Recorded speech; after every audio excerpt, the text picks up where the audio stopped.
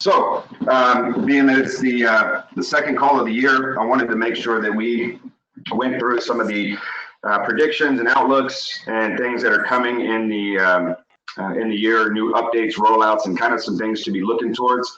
You know, I know a lot of times, especially for those of you veteran members, it's really easy to get, excuse me, it's really easy to get stuck in your old ways of doing things. You know, you find something that works and you kind of stick with it and run with it, and that's great. You know, there's no reason to reinvent the wheel, but at the same time, if you keep doing the same thing for long enough and you don't continue to evolve and continue to learn and continue to look at the trends and see where the market is going, eventually you're going to wake up and be behind, even though you're still active and still running ads and things like that. So things are really changing very rapidly. I think last year, Q4 last year was one of the bigger quarters for updates and rollouts and things like that. And so I wanted to go through some of those for you so you have an idea of what direction we're headed here. All right, so Pinterest. Anybody using Pinterest? No. Yeah, I'm using it here and there. No. So this is a platform that I have not been using, and hearing more and more marketers in other industries are using Pinterest. And I know that a lot of people are searching Pinterest, and they're getting smarter with their searches, and they're also getting they're getting ready to roll out some video pins, which is going to be a really big update for them. So I anticipate that, you know, they're going to continue to get more, they're going to continue to get smarter and more efficient with their visual search. So, you know, we talked about back for those of you who are in the program when we did our Google, we did our 4 weeks on Google AdWords and Google Places, Google Plus. And if you haven't watched the replays, I would dive into the replays and listen to those Google campaigns. But hashtags are really important, and you're supposed to pick 3 to 5 hashtags that you want to really hone in on and dominate those keywords, because those hashtags are going to be really helpful on Google, also Pinterest, and on Instagram. You know, so whether that's hashtag, you know, best insurance agent Frisco, Texas, or, you know, I had hashtag insurancewithsean.com, whatever that hashtag is, you know, get 3 or 4 that you can really dominate. I think James Jenkins uses hashtag it's better with James or something like that. But, you know, find 3 and then hone in on those. And you might want to take a look at Pinterest as being another place where you're putting content as people are searching images.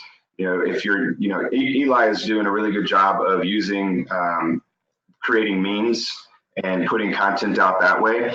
That's another good way to, you know, if you've got memes and stuff that they give you from corporate that you're allowed to use, or if you want to come up with your own and, you know, just feature different aspects of your business, of your agency. They can be motivational or whatever, but still using your hashtags. It's going to provide some more content out there for you as people continue to look to Pinterest to find images, and their search technology gets more intelligent. A big one here is YouTube, right? So like one of the first steps that you have in this program is creating a YouTube channel. And we really have been talking for years about video, since before video was cool. And one of the things that you really need to be doing is anytime you upload a video on Facebook, that you also upload it on YouTube.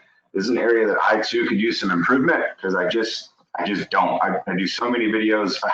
I don't take the time, and I really need to start doing that. I'm probably going to go back through this month and go look through all my video archives of Facebook and make sure I get them on YouTube.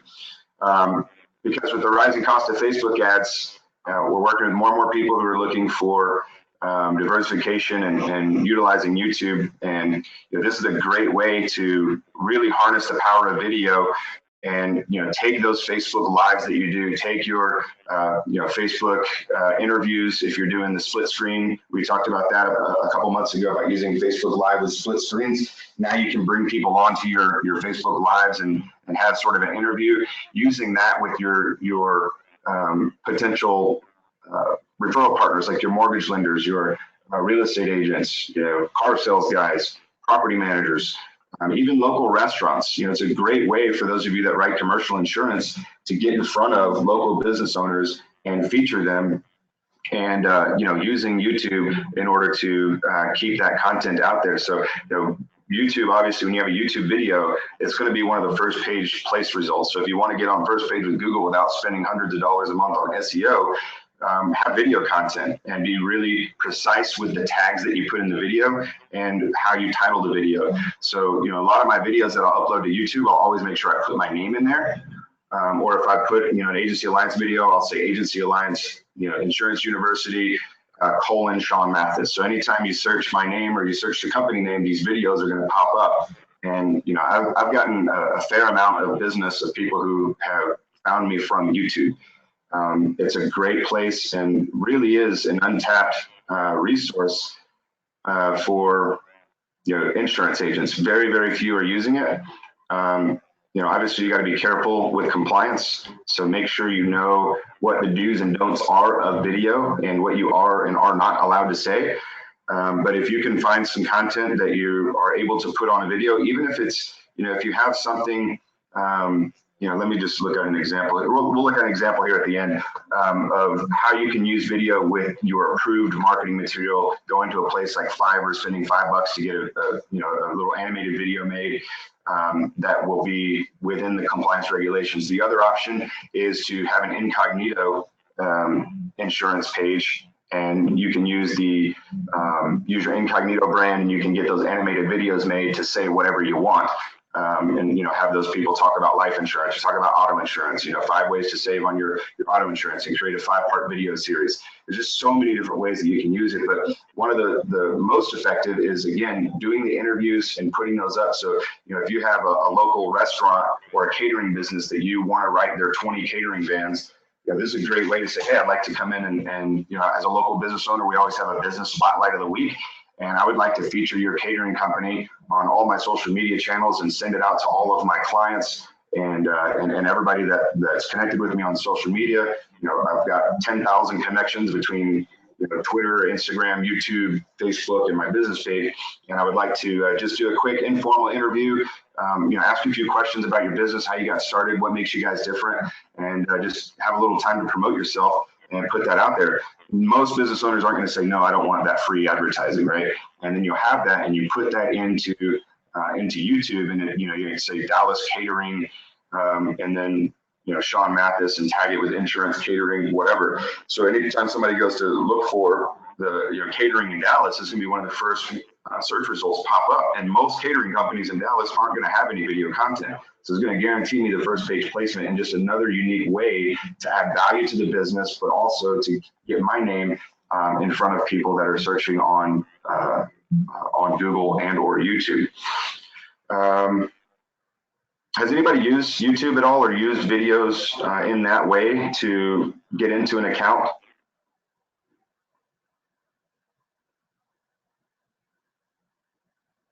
I have No? Yeah, I use the catering example because that's one that sticks out of my mind that I actually wrote.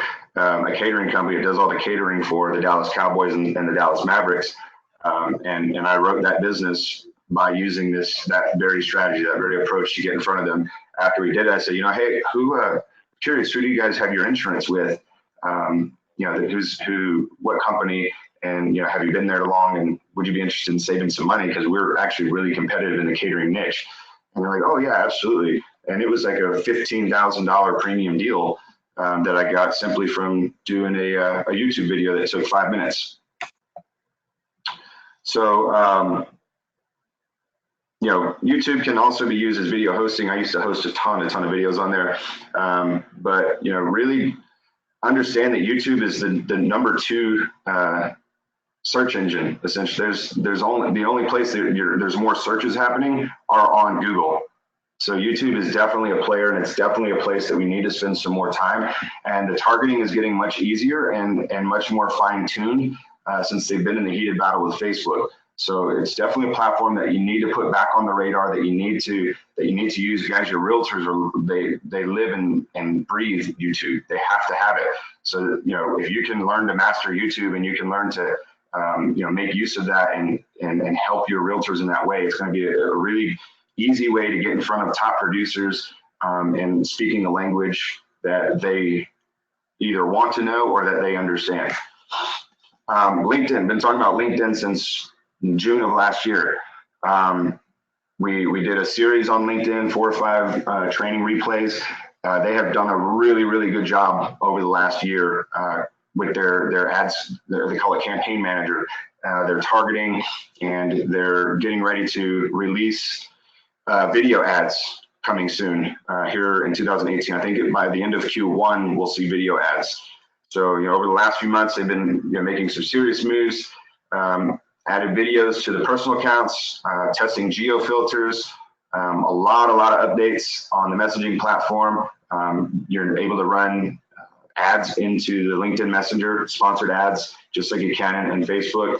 And for the strategies that we use, guys, it's an untapped market. Nobody's using it still. Even though I rolled out the LinkedIn program, still nobody's running ads there. But the same strategy with the incognito and targeting employers, we lost employers and we lost, they're still trying to bring those back, but there's a lot of job titles and employers that have still not come back in Facebook, and that took a serious blow to the strategies that we were using to generate cost-effective leads. But all of that data is still there in LinkedIn, and nobody's touching it. And they've got some really, really good. They've got their own LinkedIn lead forms, just like Facebook lead forms. Like it is everything that Facebook is, minus the video ads, but those are coming. And for what we're doing to be able to target the job titles, the affinity groups, and the employers, they're actually more accurate now than Facebook. So it's definitely an area that we need to spend some time, and we'll probably dive into it maybe in February or March. We'll go back through LinkedIn and kind of pin you guys down on these Thursday calls and start getting some ads going and set up. But used to be that LinkedIn was exponentially more expensive than Facebook, but that's just not the case anymore. Facebook has just driven their costs so far. Things like Google and YouTube and LinkedIn are now right in line with Facebook in terms of ad costs. And so for us, I think it actually ends up being more cost effective on a platform like LinkedIn because there's less competition there, because there's just simply nobody using it in that way. Obviously LinkedIn's the business platform. It's got more engaged users over 35 that are working for larger companies. So again, for those, we want to, sometimes on Facebook, we target the employers. We're running a Facebook ad to Bank of America employees. On Facebook, we're going to get probably the younger 20s to maybe early 30s, whereas that same ad on Facebook, we're going to see more of the 30 plus crowd responding to that. And probably having the homeowners and some of the more ideal client attributes that we're looking for. So again, in 2018, they're going to roll out video ads. Currently, there isn't any way for business pages to post videos, but that's coming. And I think that's going to be a huge update and something that we need to seriously take a look at. So today, Facebook advertising is still the best bang for your buck, but not by the margins that it used to be. But it is possible that LinkedIn's platform, with all the new updates and everything that's coming this year, for certain ad strategies, LinkedIn is going to be the most bang for your buck. So definitely want to dive back into the LinkedIn module for those of you that have it open, and then also check out the LinkedIn replays as well. Facebook says they become a major player, but they've been a major player. But they're still making tons and tons of strides on video. You can now stream television on Facebook. We talked about the Explorer feed the other day, where if you tag your video based on the title and the tags that you put in the description, your video is now able to organically get in front of people that meet your target market that have watched similar videos. So making sure that you're not just doing videos, but you're tagging them appropriately, you're optimizing the video so that people can find your content. And that's one of the big areas I think that Facebook is working on is becoming more of a search platform. They're getting better and better, but that's really the only area they lack. And I believe that once they finally fine tune that and Facebook becomes a search engine, it's going to put serious damage on things that Google is doing and some of the advantages that Google has. But until then, we need to be very diligent in pouring content and making sure that we're optimizing those videos. Again, that's an area of improvement that I know I have. That's why I stress that. So after you upload the video, you go in there and edit it. You can add tags, which basically tells Facebook what type of video it is, what other interests people might have that would be interested in this video. So you could tag, like Geico, State Farm, Progressive, so that people who have watched those videos on those pages will also be fed your content as well.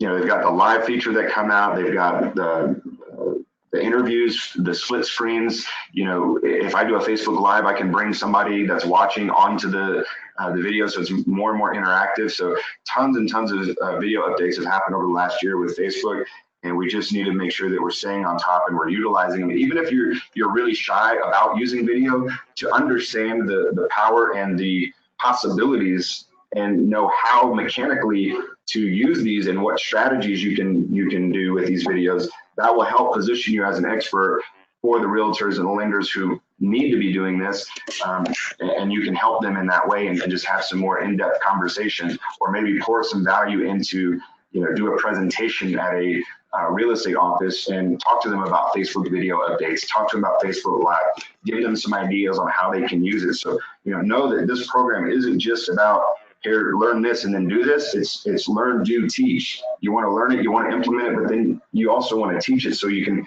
have that value add to your referral partners that other insurance agents simply can't provide. We talked about the Explorer feed, the revenue sharing potential with Facebook now. With Google, you can monetize your YouTube videos and actually get paid by having video content on YouTube, and that's also the case with Facebook. Right now, it's by invite only. Not everybody can do it, but eventually it's going to be a revenue sharing opportunity. So the more video content that you have out there will also be a way for you to generate some revenue from that video as well. Unfortunately, rising ad costs are not going away. Cost of Facebook and Instagram advertising are going to rise considerably once again. And it's going to be an ongoing trend. And like I said, I've stressed and stressed and stressed, guys. You have a system that works. You have a very specific process that works and that gets you leads affordable. And you have got to invest heavily and get it for all you can. And don't worry about the fact that you can't handle 100 leads a day. Get the leads, because at least you have them in your database and you can mine them later and you can build that. And I would rather have the problem and see you guys have the problem of, I've got too many leads coming in. I don't know how to handle them. I need to work on automation. I would rather help you work on automation and follow up and processes to close business than to help you get net new leads. And so if you haven't seen it over the last year, you're certainly going to feel it again this year. Facebook costs is up 374% since 2015. And that's not going away. And for those of you that have been around a long time, who can remember getting, leads, targeted leads for, 50 cents to $1, $1.50 all day, every day, like clockwork, with very little effort, with not having to pay attention to your targeting, being able to slap any old photo that went up, not having to split test. You guys know that's not the case anymore. And, we're excited to see a $5 and $10 lead now. And, that's not going to change. So we really got to look at, and I believe that, Facebook is trying to drive out the smaller guys. And I believe that, in the next 24 months, they're going to have a minimum of like a $25 or $50 a day spend. I think they're going to do away with the $5 and $10 ad spend a day. So, because the people that are just playing with $5 and $10, that's what's creating spam. That's what users aren't liking that. Their news feeds are cluttered with ads because anybody, who has $5 in their pocket can run an ad about anything. And, Facebook's way of combating that is to get rid of the small players, drive the cost up, and ultimately they're going to keep people who are putting more valuable ad content out there, and they're not just, slapping anything they can together. And so, it's really, really important that you guys really get clear about what you want. We talked about putting some numbers together and trying to develop a solid ad strategy and a solid campaign budget that we're going to stick to each month. And it's so super important this year that you get really, really crystal clear and be really intentional about your ad spend and tracking your return on investment, tracking your ad dollars, in your conversions, because the more expensive it gets, the smaller the margin of error is going to be. And eventually, if you're not perfecting this and you're not generating leads, there's going to come a time where you simply can't afford to be on Facebook anymore. And that's going to be devastating for a lot of people. So I don't want to see that happen to you guys. Know that it's not getting any cheaper. Sort of like life insurance. You guys have that conversation with people every day about life insurance. Hey, now's the best day to do it. Today is the best day to run an ad. Not tomorrow, not next week. Those of you who were around when we woke up one day and everything was shut down when it came to the job titles and employers, like you never know. You could wake up tomorrow and it's $100 a day to advertise minimum. And you know, take advantage of what you have in front of you right now. Really dive in, you know, start generating leads, keep ads going, keep leads coming in, stay consistent. Because the more that you do that, the easier it's going to be for you as they continue to make these changes. Whoops.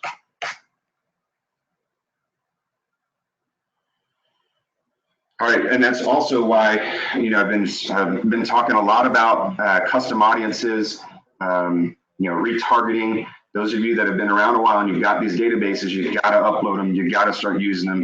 You know, it's so much easier, more cost effective to convert somebody who's already opted in or kick the tires than it is to always be after the net new. Again, when it was $1.50 a lead, no big deal. But when we're talking about $10, $15 for a lead, you know, that puts a huge damper on the volume that we have. So it becomes more critical to make sure that you're retargeting, that you're using your custom audiences, and that you're continuing to nurture the database that you've already had kick the tires. You know, having that competitive advantage is going to be really what separates, you know, the good from the great. So invest now before you're priced out of the market. And social media is no longer a viable option for your business, guys. And you cannot afford not to be on social media. Like, you can't. You won't survive. It's a must. So this isn't really an option. You have to get clear about it, and you've got to start being consistent and not worry and not have the problem of not being able to get leads. I want the problem to be, I need to figure out how to field all these leads.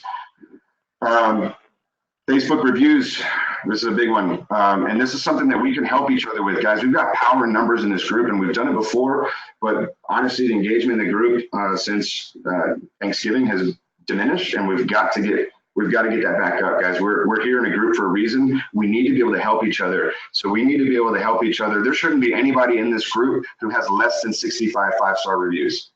Like, we shouldn't have anybody with less than 65.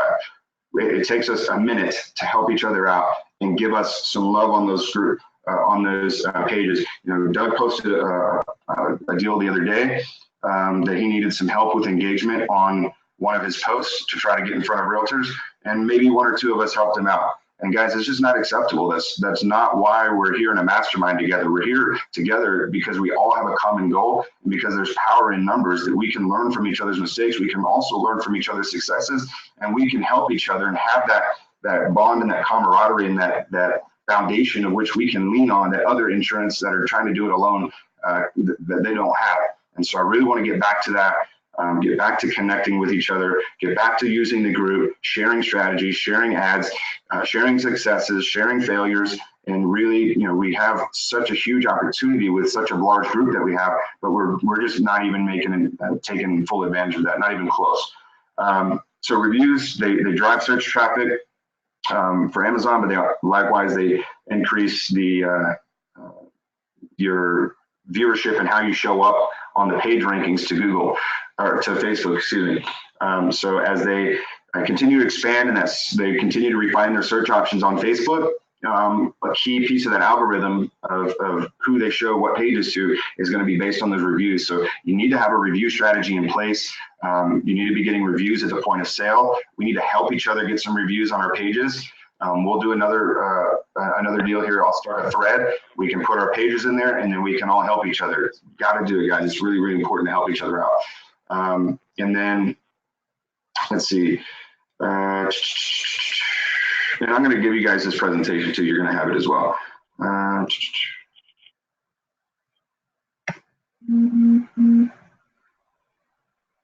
All right, so you've now got the ability to collect reviews and make sure that they're seen by your potential customers. So you're able to boost positive reviews, right? Has anybody seen this? Nope. Yeah. No. So yeah, it's coming out. All of you may not all have it, but you know, be looking for it, because you're going to have the ability then to boost your positive reviews when those come through. Guys, that social proof is huge. You know, I've been using social proof and testimonials and reviews to generate leads for the last 2.5, 3 years. I started out, when I started my business, was all self-promoting and you know, check me out, look at me, look at me. And then from that time, once I realized the power of reviews and the power of social proof, I started running client testimonials and client results, and haven't turned back since. It's going to be a huge, huge uptake for you guys. Once you see that, you get a strong review, and then you're able to boost that to people in your local area, to people that follow your page. And when people start seeing good review after good review after good review after good review, you just pound them with testimonial after testimonial after testimonial. Eventually they're like, I'm missing out. FOMO is a real deal, guys. This is huge. Like, people don't want to like see that everybody's having fun with something or doing great or experiencing great service, or if everybody's doing one thing, then eventually they're going to get curious and they're going to check you out too. So Facebook automatically will show prospects which of their friends have left you a review, who have checked in, and so forth. So you'll get people to check in at your office when a customer comes in. You know, do some sort of a deal where you'll give them a gift card if they check in and leave a review, if they come in and make a payment or something like that.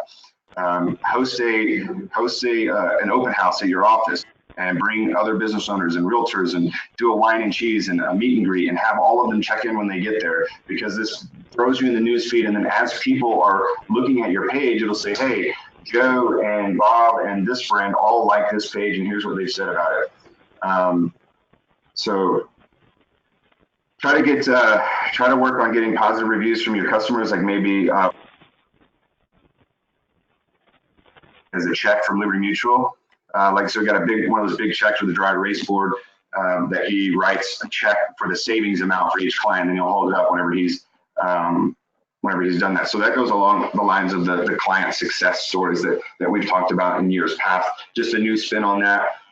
We had another client who was really good about getting people to come in when he delivered the policy, and they held up a sign and said, I love whatever agency, I can't remember his name. I think it was William something. With farmers, and you know, he would hold that sign up and use that. So think about creative ways that you can build up social proof and get reviews, and you know, show people that hey, here's the thing, hey, you know, people are referring me business. Thank your mortgage lenders publicly every time they refer you a deal. Thank your realtors publicly every time you get referred a deal. Thank your clients for stopping in. Share the success that you had. Like, hey, I just wrote this cool house, you know, this big house for $700 a year. That was a big one for me when I would write a huge house, new construction, new roof, where they get serious discounts. And you'd see this big $300,000 house for like a $700 premium. And I would say, congratulations to so-and-so. Thank you to Realtor X for sending me the referral. You guys got an amazing deal. And I'm so super excited to have been able to insure this house for $700 a year. Somebody who has an older property, or somebody who has a property that doesn't look like it's as expensive as that, yet they're paying $1,500 to $2,000 a year, you can bet your ass they hit me up in the messenger and said, hey, I want to get a home quote. I think I'm paying too much. I saw your last post. Happens all the time. Success breeds success, guys. And so reviews are a big way, and be looking for the ability to boost those reviews as well. Snapchat. I don't know if anybody's using Snapchat. I use it some. You know, more of a lighter side, I guess, of me. You know, you can, I think probably the coolest thing that you can do with Snapchat right now, you can also do it with Facebook, is to create the filters. Right? You just can't use your company logo in them, but I'll send you guys a link on how you can create a Snapchat filter. So, you know, if you've ever got on Snapchat and you hold down the button, and then like you might see a Doritos deal or something like that, you can have one of those filters for, you know, a geo filter within like a 5 or 10 mile radius of your business. So anytime somebody's on Snapchat within that radius, they'll be able to use that filter. And I've got a design guy that can design them for you if you need to, or I'm sure you can find somebody who can create one as well. And all the instructions and the dimensions and everything that you need are in the link that I'll provide you guys in the group. So obviously advertising on Snapchat right now is more of like big brands, but I think that the Snapchat technology through Facebook stories and Instagram stories is probably where you're going to see more visibility. So, it's a great way to just keep content going. Just always have a place that people, every time they turn around, they can see you. They log on to Snapchat, you've got something there. They log on to Instagram, you're there. Log into Instagram stories, they're there. Facebook stories, Messenger stories, Facebook newsfeed, LinkedIn. Like every time somebody turns around, you have to be there. So content is king, and consistency is key. You got to be able to be thinking about your millennials and your Generation Zs coming up. Millennials are the biggest consumer group in the world right now, and the shift from baby boomers to millennials is happening right now. They're buying homes, they're in careers, they're getting promotions, they're having babies. Like almost all my friends are having babies right now. So they're in their late 20s, early 30s. The buying power is there. They're starting to get serious about investing. They don't have a long-term relationship with their financial advisor or insurance agent, and now's the time to start catching them and getting them interested and they're becoming more risk adverse. They're thinking about things like umbrellas. They're thinking about the life insurance, the annuities, setting things up.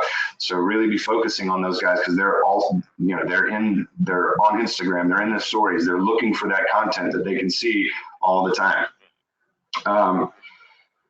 Twitter sees a new renewed relevance. I thought Twitter would be gone by 2018, but it looks like they're going to stick around.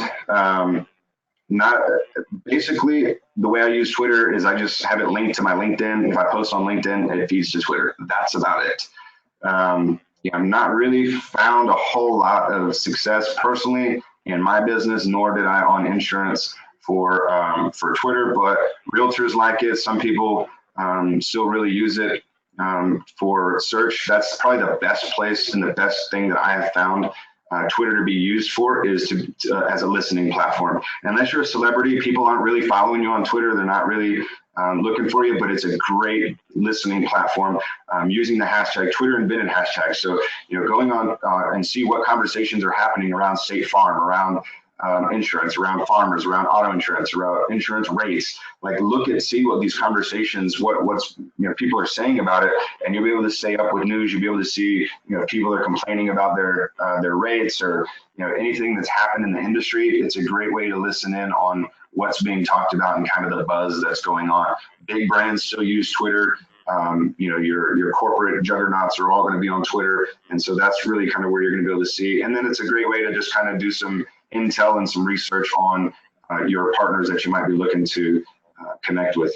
Search them out on using hashtags for Dallas real estate or new Dallas listings or new listing Dallas, Texas, something like that, and find out what's going. See, typically if you can find a realtor or a lender active on Twitter, they're going to be really active on Facebook and Instagram. And so those would be a place that you can connect with them and find people that you may not have been able to find otherwise. Instagram. I'm starting to use a lot more of Instagram. I've converted my profile to a business profile so I can boost my posts. Still haven't really cracked the code per se in terms of getting leads for insurance, but it's a great branding platform, and I really like it. It's still affordable. It's not as expensive as Facebook. From a branding perspective, just boosting your posts, keeping it in front of people, utilizing hashtags. But it is the fastest growing platform among businesses as well as among millennials. There's 15 million businesses were using the platform in July of 2017, which nearly doubled the 8 million businesses that they had in March. So huge surge. More and more people are going there. I think as it gets more and more intelligent, the targeting updates become more fine-tuned. I think Instagram is going to be a very important platform in the very near future. So, it's important, even though that we're not necessarily getting leads just yet from, having the right ad copy. I think where I have seen some success and where I'm going to start testing a couple of things is using the lead digits, because you can't really put links in. I mean, you can have the learn more button, but using the text opt-in, I've messed with that just a little bit. Like on lead pages, you get lead digits and you can text, text auto quote to 33444. So boosting a post and they see that, I am seeing text opt-ins. And so there's more to come on that. I'm just testing some things out and kind of trying to fine tune. I think the big deal is the targeting isn't quite as granular as it is on Facebook, but it's changing. They're getting more granular. Every quarter they're having more and more updates. So it's important that you get active, you get really familiar with it. They've changed their algorithm to a more top story type algorithm like Facebook has. They did that about 1.5 years ago. So it's becoming more and more robust, and it's getting better and better for advertisers in the insurance space. But it's huge for branding, and it's a necessary place to be, because before too long it's going to be, I feel like, the new place to really be advertising and generating leads at a more cost-effective price for insurance agents. Let's see, in 2015, a study that eMarketer did showed that ad sales reached 2.81 billion in 2017, but they blew past that. It was 4 billion in global advertising.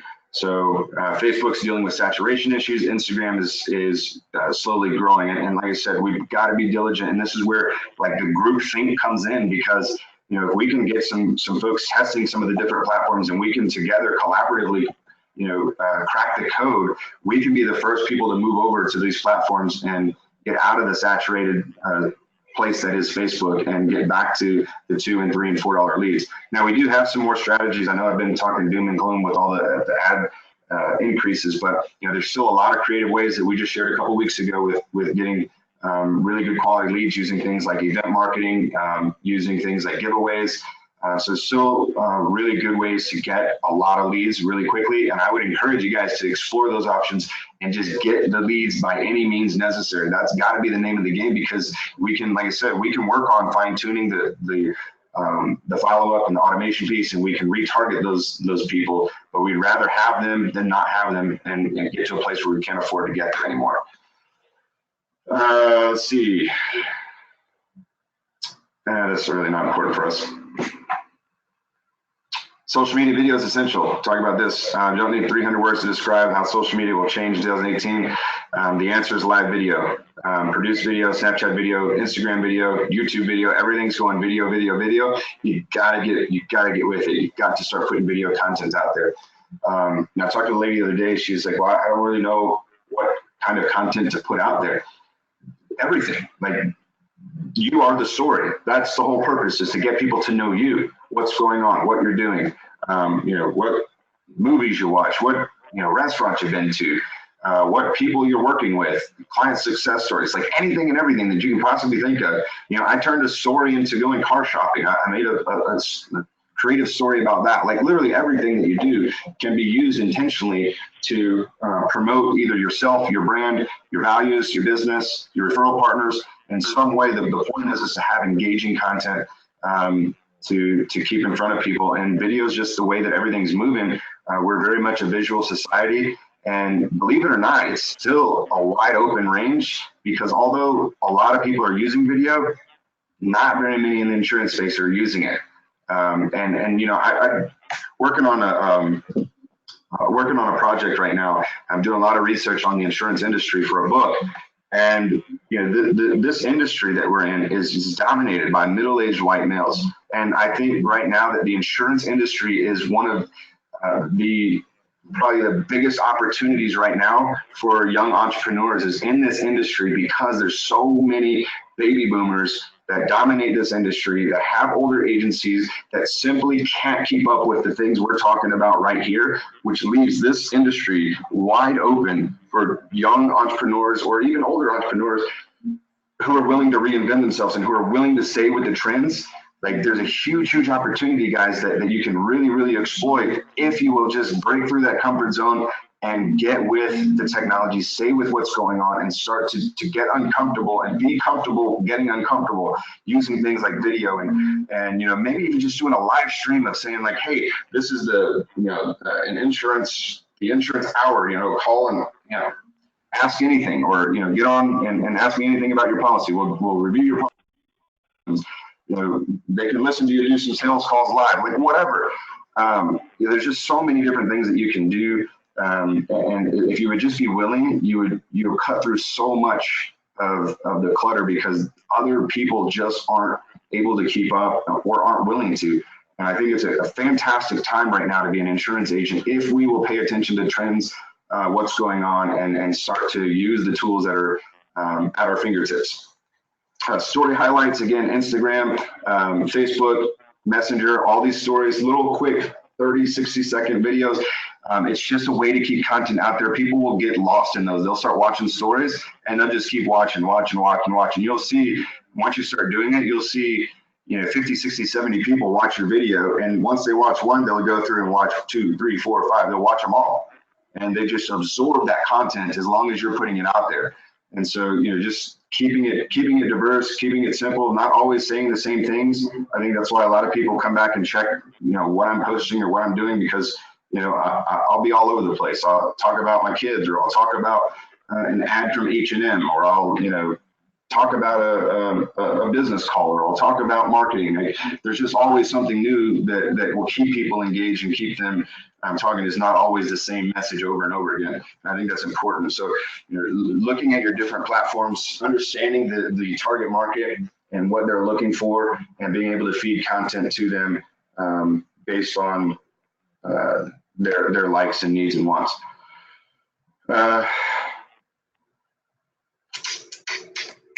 Content, we talked about that. So in a time of algorithmic curation and melding of friends and brands and timelines, we're seeing shifts back to the delineation between the two. Users are progressively becoming less open to marketing and are looking for deeper conversations and stories. And guys, this is where, like I was talking about with that conversation I had, I was explaining that people they're not buying insurance from you, they're buying you. Like, they don't have it. You can't sell somebody insurance, they have to have it. They're already sold. The bank says they have to, or the state, somebody's already requiring it. So there's nothing you're going to do to sell anybody a policy. All they really want to do is they're wanting to buy you. So you got to sell you. And that's where you have the unique opportunity here, is to have the conversation and let people into our lives and let them get to know who we are by way of content, by using videos. And that's really what the millennial generation wants, is a deeper connection. They want to know who they're doing business with, and you've got to be able to balance that content and let people in to your life and let them really understand who you are as a person. Like, I feel that the people that have followed me for a long time, they would probably say that we're friends. Like, they feel like they really know me, and it's because that we've taken them on a journey with me in everything that I do, from the ups to the downs, to the goods to the bads, to the successes and the failures. And like, when you can let people in at that level, they really trust what you say, and they're not as worried about price because they feel like they trust you. And that's the key, is they got to know you, like you, and trust you. These are the same tried and true principles that have been around in business for decades and decades. It's just a different way in which we establish that trust now. Rather than having to sit down at somebody's kitchen table, now they want to come to a live video, right?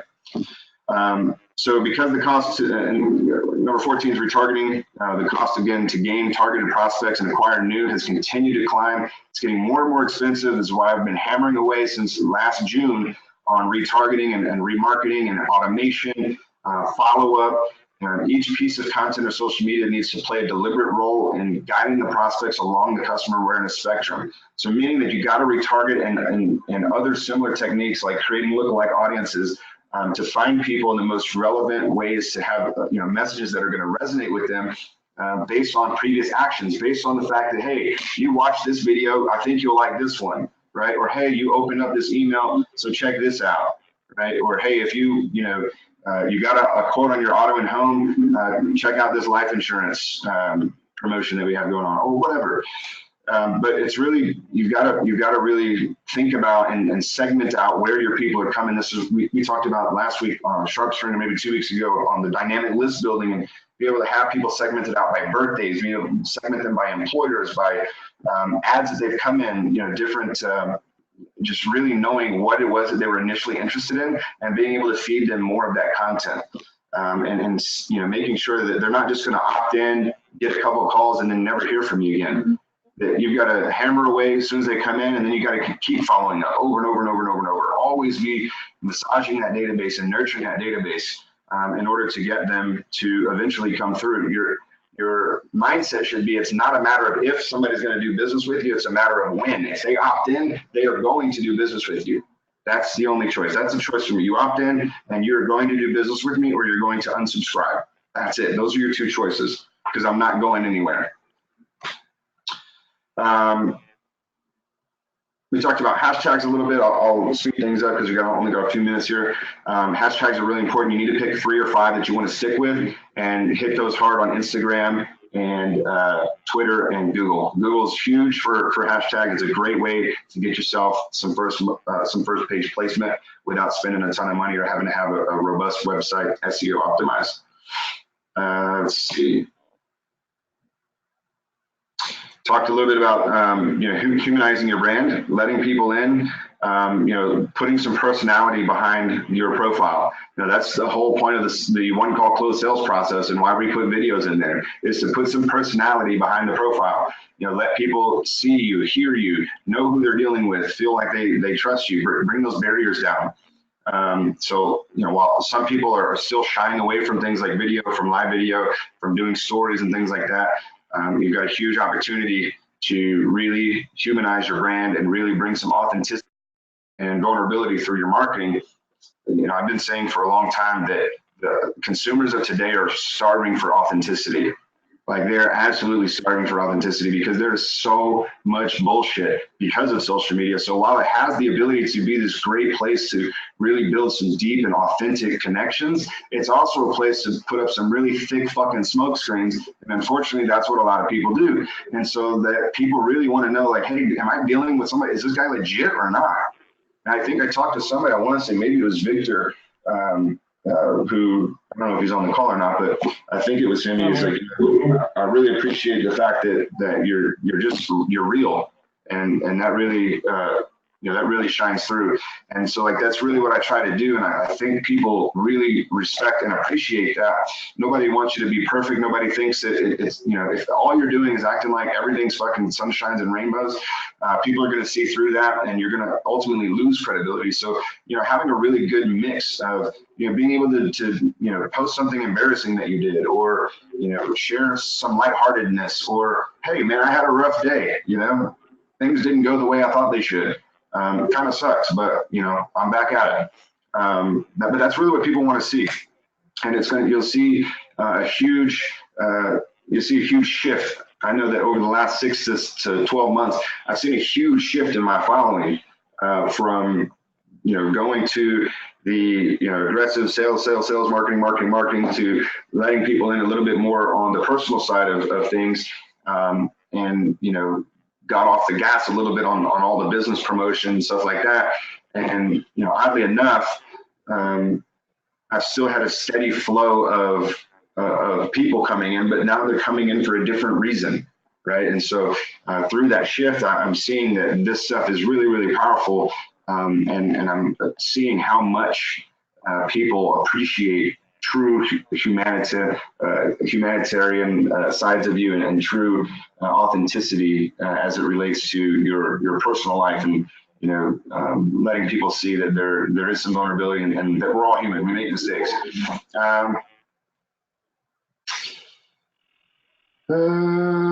Artificial intelligence, I think that's later in the year.